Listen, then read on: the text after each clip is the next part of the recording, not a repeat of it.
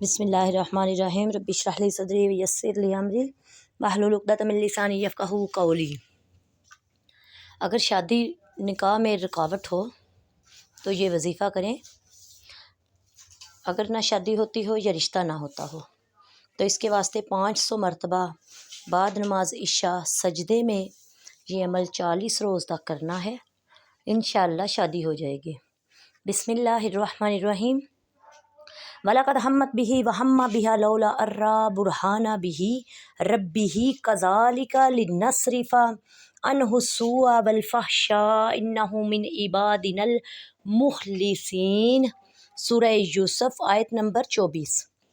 لڑکی کا اگر رشتہ نہ ہوتا ہو، جس شخص کی کوئی بیٹی لڑکی کنواری ہو اور کوئی سامان جہیز یا کسی جگہ سے پیغام نہ آتا ہو تو وہ شخص 11,000 مرتبہ بعد نماز عشاء 11 روز تک اس طرح پڑھے کہ جمعرات سے شروع کرے اور اتوار کو ختم کرے، پھر دیکھے پردہ غیب سے کیا ظاہر ہوتا ہے۔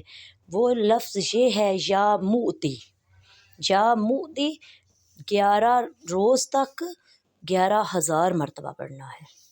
رشتہ اور نسبت میں کامیابی کے لیے کہ اللہ تعالیٰ جو رشتہ کر رہے ہیں اس میں کامیابی ہو، جس کی کنواری لڑکی ہو اور کوئی شخص اس کی نسبت کے لیے پیغام نہ دیتا ہو تو وہ تازہ وضو کر کے 2 رکعت نفل پڑھے اور نماز سے فارغ ہو کر اپنے مقصد کو پیش نظر رکھتے ہوئے 100 مرتبہ یا لطیفو پڑھے۔ انشاءاللہ 1 ماہ میں مقصد پورا ہوگا۔ کم از کم یہ عمل 1 ماہ تک جاری رکھنا ہے۔ وما علینا الا البلاغ المبین۔